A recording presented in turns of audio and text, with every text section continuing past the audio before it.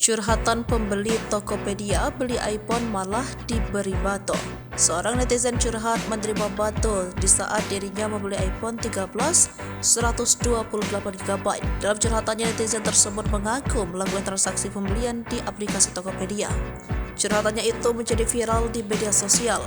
Dikutip melalui akun media sosial Twitter, Naila S11, Naila menuliskan bahwa handphone merek iPhone yang dia beli berubah menjadi bato. Beli HP yang diterima bato. Tokopedia Care menolak proses klaim dengan alasan tak masuk akal. Saya terancam kehilangan uang 11 juta rupiah, tulis Naila dikutip pada Rabu 13 September 2023. Dikatakan Naila, mulanya paket handphone yang dia beli dikirim pada tanggal 28 Juli lalu.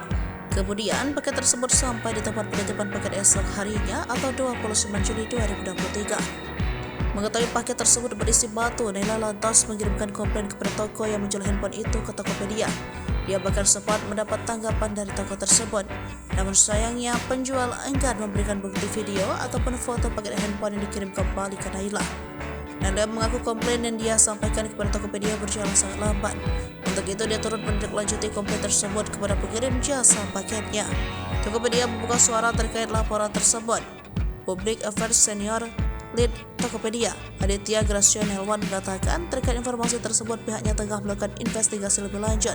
Tentunya investigasi itu dilakukan dengan berbagai mitra termasuk pihak jasa pengiriman barang dalam hal ini JNE.